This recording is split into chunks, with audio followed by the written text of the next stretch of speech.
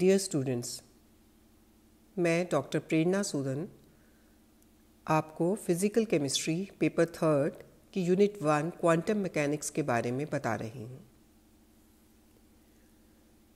पिछले कुछ लेक्चर्स में हम क्लासिकल मैकेनिक्स व क्वांटम मैकेनिक्स के कुछ सिद्धांतों को समझते आ रहे हैं। उसी क्रम में हमने प्लैंक्स रेडिएशन लॉ के बारे में भी पढ़ा और हमने जाना कि ऊर्जा का अवशोषण व उत्सर्जन छोटे छोटे पैकेट्स में होता है, जिसे हम क्वांटा कहते हैं। क्वांटा की एनर्जी E = h होती है। उसी पर आधारित हमने कुछ प्रभावों का भी अध्ययन किया। For example photo electric effect, black body radiations और हीट कैपेसिटीज ऑफ सॉलिड्स।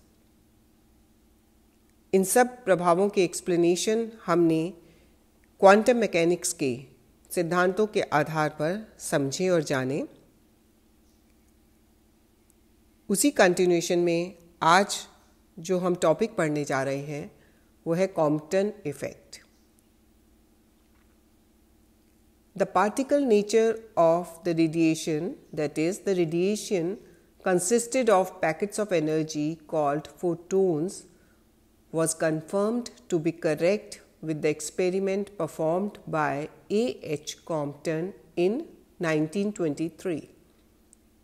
तो कॉम्पटन नाम के एक साइंटिस्ट ने 1923 में एक एक्सपेरिमेंट किया और ये प्रदर्शित किया कि द्रव्य के प्रकीर्णित होने के उपरांत किसी भी एक वर्णी विकिरण यानी मोनोक्रोमैटिक रेडिएशंस के तरंग दैर्ध्य में वृद्धि हो जाती है।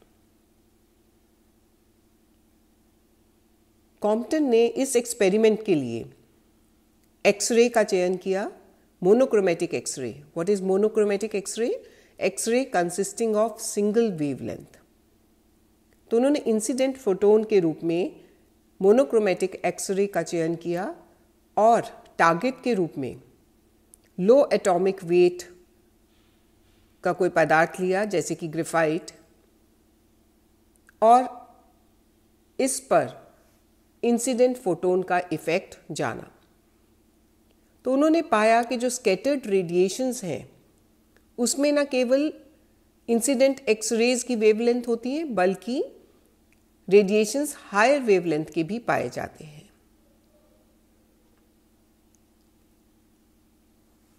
अर्थात विकिरणों की तरंग दैर्ध्य आपतित विकिरणों की तरंग दैर्ध्य से अधिक हो जाती है, या यूं हम कह सकते हैं कि उसकी आवृत्ति कम हो जाती है। इन कम आवृत्ति की रेखाओं को उन्होंने नाम दिया कॉम्पटन लाइंस, कॉम्पटन रेखाएं, और इस घटना को कहा गया कॉम्पटन इफेक्ट। और तरंग दैर्ध्य में जो विस्थापन पाया गया डेल्टा लैम्डा का, उसे कहा गया कॉम्पटन शिफ्ट या कॉम्पटन विस्थापन। तो अगर हम चित्र पे नज़र डालें तो जैसा कि चित्र में समझाया गया है, इंसिडेंट फोटोन एक्सरे जिसकी की एनर्जी h के बराबर है, तरंग दैर्ध्य यानी वेवलेंथ लैम्डा से प्रदर्शित की गई है, और उसका संवेग मोमेंटम h/लैम्डा जो कि h/c के बराबर होता है। पॉइंट से दर्शाया गया है कि टारगेट है जिस पर फोटोन का इंसिडेंट हो रहा है। जैसे ही टारगेट से फोटोन टकराता है, एक्सरे का स्कैटरिंग हो जाता है और साथ ही इलेक्ट्रॉन भी स्कैटर होकर दूर चला जाता है। तो इंसिडेंट एक्सरे और स्कैटर्ड एक्सरे जो एक लेवल के साथ में एंगल बनाते हैं, उसे थीटा से रिप्रेजेंट किया गया है।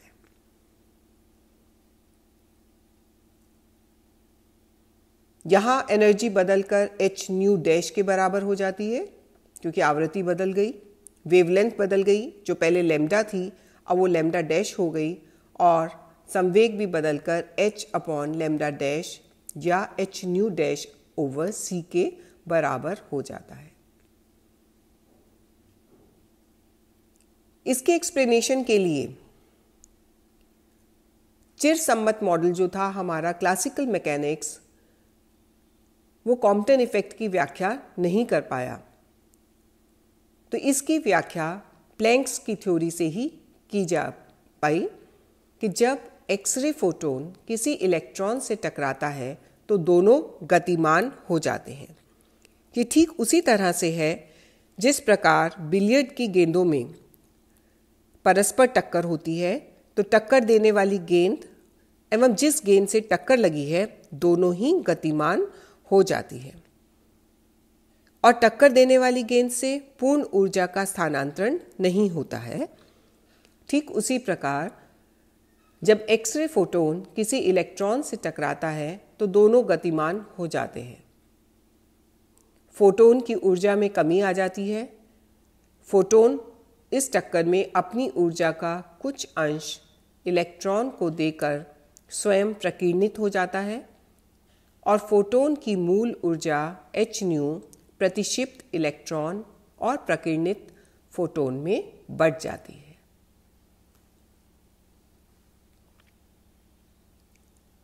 इलेक्ट्रॉन द्वारा अवशोषित ऊर्जा का परिमाण जितना अधिक होगा उतना ही अधिक ये रिकॉइल होगा। एंगल ऑफ स्कैटरिंग जो इसमें हमें नजर आ रहा है चित्र में, थीटा, इसी से निर्धारित होगा।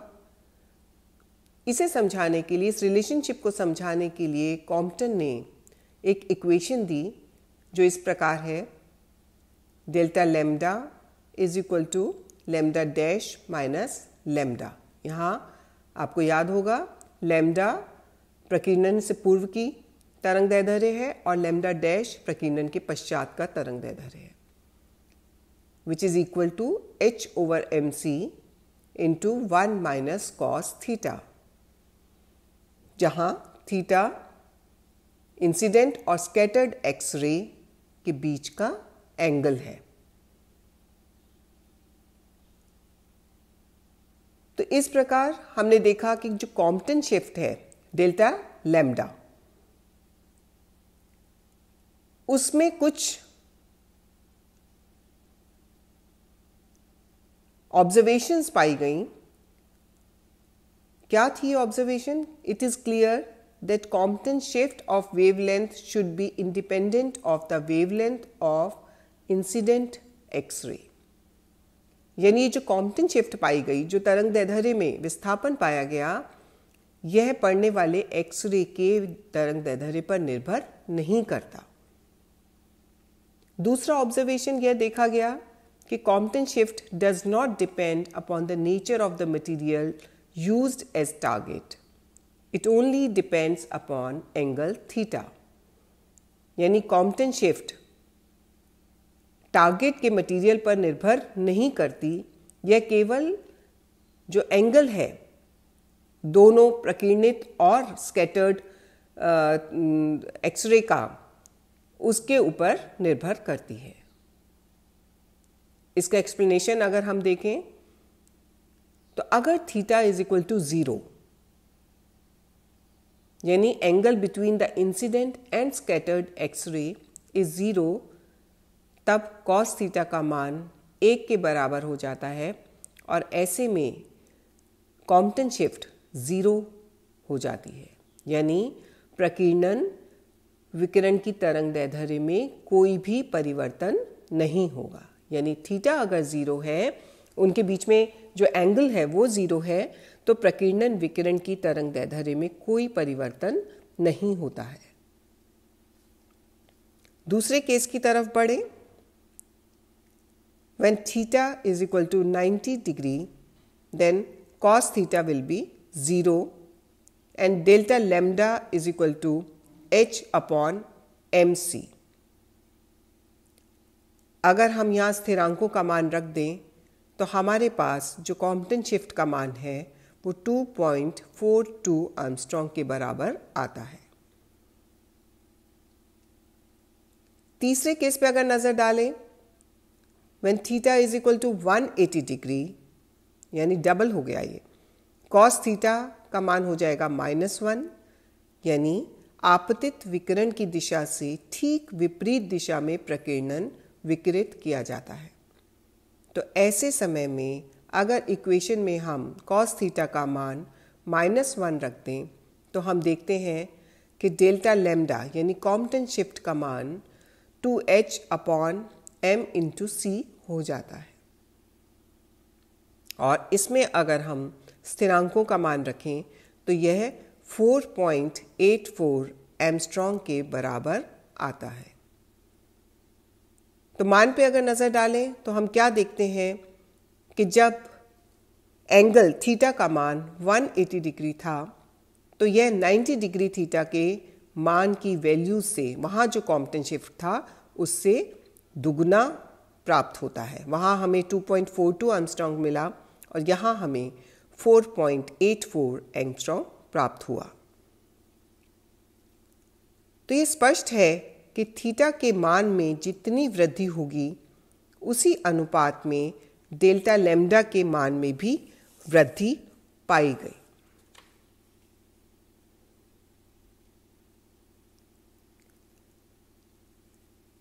तो इस प्रकार हमने देखा कि प्रकाश विद्युत प्रभाव की भांति कॉम्पटन इफेक्ट भी प्लैंक के विकिरण के क्वांटम सिद्धांत की पुष्टि करता है। उसके अनुसार विकिरणों की प्रकृति कणीय होती है, क्योंकि बिना कणीय प्रकृति के इलेक्ट्रॉन को सतह से निकालना संभव नहीं हो सकता।